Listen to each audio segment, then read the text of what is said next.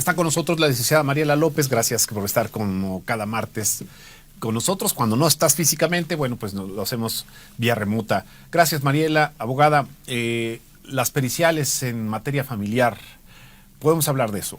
Claro que sí. Buenos días. Buenos días. El día de hoy vamos a hablar de las periciales, de la importancia de las periciales dentro de la materia familiar. Sí. En la materia familiar, en la controversia, vamos a hablar directamente de la guarda y custodia de los menores. Aquí vamos a hablar de las periciales.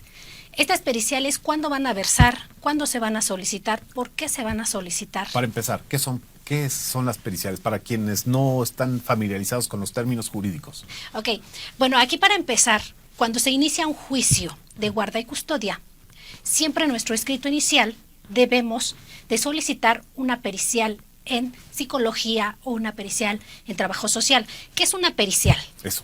La pericial es un especialista que se va a encargar de hacer el estudio psicológico y de trabajo social a las partes. Aquí las partes pues viene siendo el actor, el demandado, y bueno, si intervienen menores, pues a los menores se les va a hacer su estudio de psicología. ¿Qué es, por ejemplo, una pericial en psicología? La pericial en psicología, ¿qué consiste aquí? El perito especialista, este perito está dentro de los juzgados. Los jueces se apoyan de ellos para poder hacer una clara y remota aclaración dentro de la familia. ¿Cómo están psicológicamente? Una evaluación, ¿no? Esta evaluación, este perito está especializado. Es una persona estudiada en materia de psicología. Ah, bien. ¿Sí? Y bueno, aquí no nada más es de que voy a ingresar, voy a solicitar un perito para que me dé el favor a mi cliente, ¿no? No, aquí la psicología o el perito en psicología va a tratar a toda la familia. No solamente a uno. No solamente a uno. A quien se niegue a hacerse ese peritaje en psicología, vamos a pensar en este caso, todo lo dicho dentro del escrito de nuestra demanda se va a tomar por hecho. Si esta persona en algún momento quiere convivir con sus menores, no lo va a poder hacer. ¿Por qué? Porque desde ahí ya está perdiendo el derecho o está perdiendo la patria potestad de esos menores. Oye, y puede ocurrir, ¿no? Te lo voy a preguntar porque puede ocurrir. Sí. Un perito puede conocer, de repente puede ser conocido de las partes y puede pues ganarle un poco la situación de que... Sí, a favor, ¿no? ¿A favor? No, aquí los peritos nadie los conoce. Aquí los peritos están dentro del Poder Judicial, pero aquí hay un consejo de la Judicatura, que ellos están al servicio, ahora sí que del Poder Judicial. En cuanto el juez los requiere, ellos deben de estar en ese momento o en el momento que se les hace el llamado. Y no se sabe qué perito van a mandar o qué perito van a enviar. Hay muchos peritos. Ya. Entonces aquí no podemos... caer en esa situación de, como dice, si lo conozco, no lo conozco, si me va a ayudar. No, aquí ellos están facultados y están ahora sí a la orden del juzgado. Ellos no pueden cometer ninguna situación como la que usted menciona. ¿Por qué? Porque serían despedidos. Ellos tienen un salario del cual, pues sí, es un salario considerable, del cual no tienen por qué recibir dádivas ni mucho menos. Y si se diera el caso, aquí la situación es ahora sí que es muy importante saberlo, que si yo no estoy conforme con el peritaje que se le llevó a cabo a mi cliente o a mi clienta o a los menores, puedo ofrecer un perito particular. Y si este perito particular determina el daño psicológico o de trabajo social que llevó a cabo las partes y el perito del Consejo de la Judicatura no fue ahora sí que serio, entonces aquí pues ya entraría en controversia entre los peritos. Ya. Oye, ¿y si no solicitaste el perito en tiempo y forma? Es muy buena pregunta. Aquí muchas de las ocasiones se nos pasa, les digo se nos pasa, porque no todos estamos exentos a ser perfectos. Bueno, aquí tenemos que hay una sentencia interlocutoria. ¿Qué dice? ¿Qué quiere decir? Que en ese momento podemos solicitar esas periciales o lo que nos faltó dentro de ese juicio. Entonces aquí interponemos inmediatamente un recurso del cual voy a solicitar las periciales que son de manera urgente y muy aparte, independientemente de que se me olviden o se le olviden al abogado solicitar esas periciales, las periciales se deben de girar de oficio. El juez de lo familiar tiene la obligación de girarlas de oficio, aunque no las pida el abogado. Pero sin embargo, muchas de las ocasiones pues tienen demasiado trabajo que no se van a estar dando la tarea a ver quién le faltó, quién no le faltaron las periciales. Oye, es que de pronto puede haber daño psicológico porque en el pasado los hijos, por ejemplo, que son los que más resienten, pueden tener cierta carga pues emocional porque se andan peleando los padres desde hace tiempo, ¿no? Y entonces es por eso que también se requiere por ahí los servicios de un psicólogo, ¿no? Sí, aquí la pericial en psicología, ¿en qué va a consistir? Va a consistir en que si el progenitor quiere la guardia y custodia de sus menores, los menores tienen que ser sometidos a las periciales de psicología. La progenitora tiene que ser sometida igual a para ver quién psicología. Está más apto, ¿no? Exactamente. Muchas de las ocasiones... Y puede quedarse con los hijos. Sí, en muchas de las ocasiones ninguno de los dos progenitores son aptos para poder llevar esa guardia y custodia de los menores. Y entonces ahí estamos en un problema, porque entonces los menores tendrán que ser restituidos a un centro de desarrollo integral de la familia. Y ya entonces pues los padres o los progenitores tendrán que convivir o tener convivencia con ellos en un lugar como el Centro de Desarrollo Integral. ¿Y los abuelos? Bueno, aquí si los abuelos intervienen, ellos pueden solicitar la guarda y custodia de los menores. Y aquí igualmente los abuelos van a apegarse a esas periciales tanto de trabajo social como de psicología.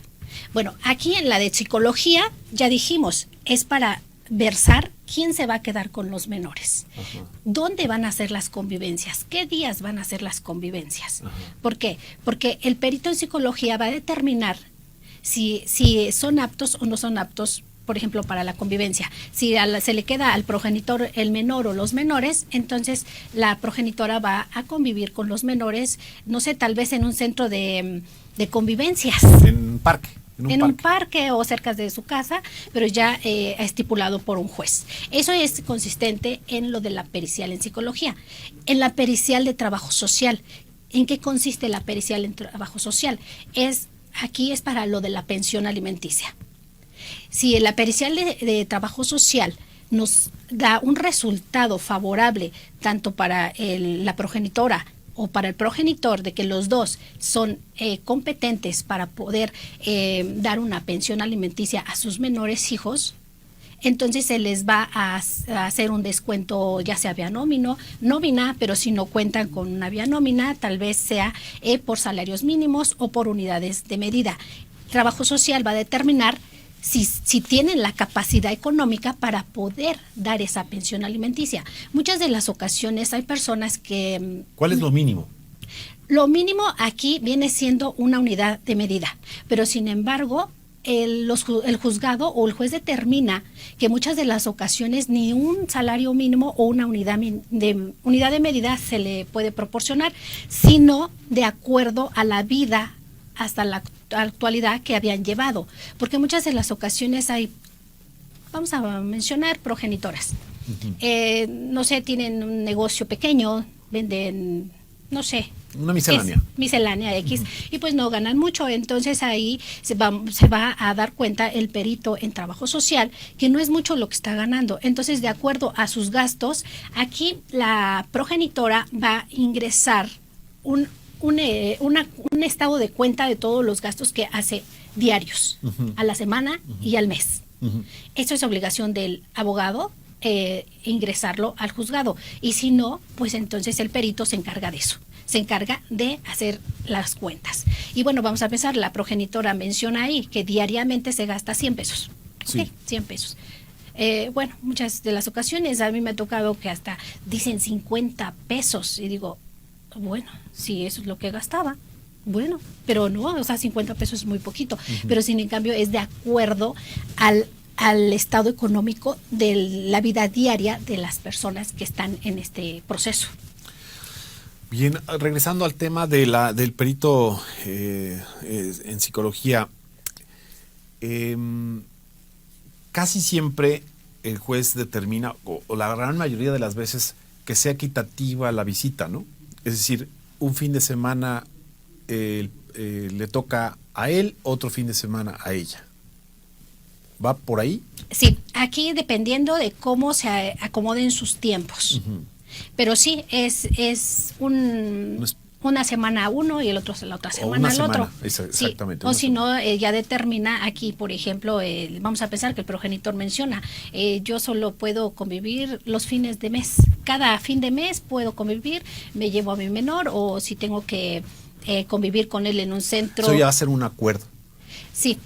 ¿Frente al juez? Frente al juez se hace ese acuerdo, pero siempre y cuando se llegue a un acuerdo. Pero si no hay un acuerdo, entonces aquí el que determina esas convivencias es el juez. ¿Y quién determina? ¿Qué pasa si, por ejemplo, el progenitor se queda con el niño o la niña más de una semana? Bueno, aquí no lo regresa. Tiene que regresar al menor, porque está haciendo la convivencia como se está estipulando dentro de ahora sí que de lo que está acordando el juez. Si el juez acordó y él estuvo de acuerdo, ella estuvo de acuerdo, que las convivencias serían, vamos a pensar, viernes por la tarde a las 6 de la tarde y se restituye al menor a las 6 de la tarde del día domingo y no lo restituye, ahí ya está cometiendo un delito. Ya está haciendo la retención del menor, porque ya no lo regresó. Correcto. ¿Sí? Ahora, en relación al perito en trabajo social, hay algunos que pueden ocultar información y que verdaderamente su ingreso está en la nómina, puede ponerse de acuerdo con recursos humanos,